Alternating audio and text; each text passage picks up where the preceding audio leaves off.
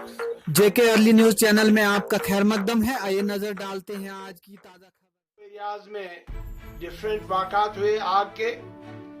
एक तो भेंडवा जो बोंजवा इलाका है वहां पे मोहम्मद अशरफ का मकान जल के राख हो गया।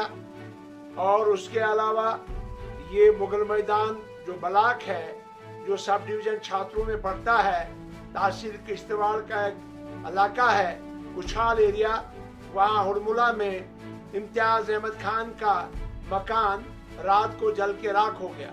और फायर ब्रिगेड जो है वो 3 घंटा के बाद पहुंची, तब तक मकान जो है खाक बन के रह गया था।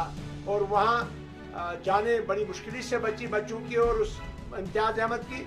मगर मैंने बार बार सरकार को ये कहा था कि कम से कम छात्रों मुगल मैदान और केशवान ब्लॉक में जो मुगल मैदान मरकज पड़ता है तीनों ब्लॉकों का, यहाँ पे फायर ब्रिगेड सर्विस दी जाए।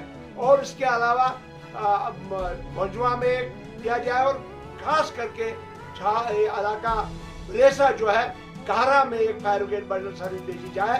आपको मालूम है कि बटियास का बाजार जल गया, कहरा में बाजार जल गया, बहुत नुकसान हुए, मौजवा में नुकसान हुआ। आज यहाँ उछाल मुगल मैदान एरिया और छात्रों में भी बहुत बार नुकसान हुआ, केशवान में नुकसान हुआ। लिहाजा मेरी बहुत बड़ा गुजारिश है एलजी साहब से कि वो फौरी तौर पे इन तीनों जगह के लिए फायर ब्रिगेड सर्विस चालू करें, जबकि मैंने असेंबली में भी बताया था। और उसके बाद बार बार यहाँ से एसडीआरएफ से केसेस फाइल भी मूव की थी, अभी तक उसका कुछ नहीं हुआ। उसके साथ साथ मैं गुजारिश करूंगा, एक तो इनको मुकम्मल 10-10 लाख रुपया जो है इनको रिलीफ दिया जाए एसडीआरएफ में से।